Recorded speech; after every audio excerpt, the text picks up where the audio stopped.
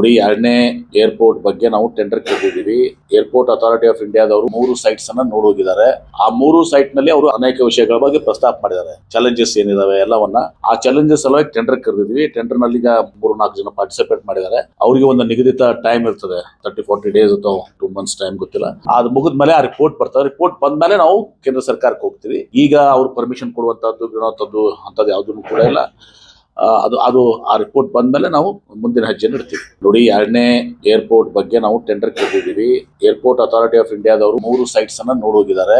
ಆ 3 ಸೈಟ್ ನಲ್ಲಿ ಅವರು ಅನೇಕ ವಿಷಯಗಳ ಬಗ್ಗೆ ಪ್ರಸ್ತಾಪ ಮಾಡಿದ್ದಾರೆ. ಚಾಲೆಂಜಸ್ ಏನಿದಾವೆ ಎಲ್ಲವನ್ನ ಆ ಚಾಲೆಂಜಸ್ ಸಲುವಾಗಿ ಟೆಂಡರ್ ಕರೆದಿದ್ವಿ. ಟೆಂಡರ್ ನಲ್ಲಿ ಈಗ 3-4 ಜನ ಪಾರ್ಟಿಸಿಪೇಟ್ ಮಾಡಿದ್ದಾರೆ. ಅವರಿಗೆ ಒಂದು ನಿಗದಿತ ಟೈಮ್ ಇರ್ತದೆ, 30-40 ಡೇಸ್ ಅಥವಾ 2 ಮಂತ್ಸ್ ಟೈಮ್ ಗೊತ್ತಿಲ್ಲ. ಅದು ಮುಗಿದ್ಮೇಲೆ ಆ ರಿಪೋರ್ಟ್ ಬರ್ತದೆ. ರಿಪೋರ್ಟ್ ಬಂದ್ಮೇಲೆ ನಾವು ಕೇಂದ್ರ ಸರ್ಕಾರಕ್ಕೆ ಹೋಗ್ತೀವಿ. ಈಗ ಅವ್ರು ಪರ್ಮಿಷನ್ ಕೊಡುವಂತದ್ದು ಅಂತದ್ದು ಯಾವುದನ್ನು ಕೂಡ ಇಲ್ಲ. ಅದು ಆ ರಿಪೋರ್ಟ್ ಬಂದ್ಮೇಲೆ ನಾವು ಮುಂದಿನ ಹೆಜ್ಜೆಯನ್ನು ಇಡ್ತೀವಿ. ನೋಡಿ, ಎರಡನೇ ಏರ್ಪೋರ್ಟ್ ಬಗ್ಗೆ ನಾವು ಟೆಂಡರ್ ಕರೆದಿದ್ದೀವಿ. ಏರ್ಪೋರ್ಟ್ ಅಥಾರಿಟಿ ಆಫ್ ಇಂಡಿಯಾದವರು 3 ಸೈಟ್ಸ್ ಅನ್ನ ನೋಡೋಗಿದ್ದಾರೆ.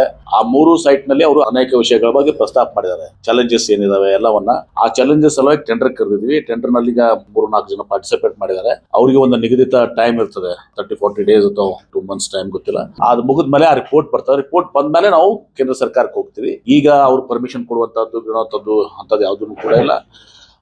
ಅದು ಆ ರಿಪೋರ್ಟ್ ಬಂದ್ಮೇಲೆ ನಾವು ಮುಂದಿನ ಹೆಜ್ಜೆಯನ್ನು ಇಡ್ತೀವಿ. ನೋಡಿ, ಎರಡನೇ ಏರ್ಪೋರ್ಟ್ ಬಗ್ಗೆ ನಾವು ಟೆಂಡರ್ ಕರೆದಿದ್ದೀವಿ. ಏರ್ಪೋರ್ಟ್ ಅಥಾರಿಟಿ ಆಫ್ ಇಂಡಿಯಾದವರು 3 ಸೈಟ್ಸ್ ಅನ್ನ ನೋಡೋಗಿದ್ದಾರೆ.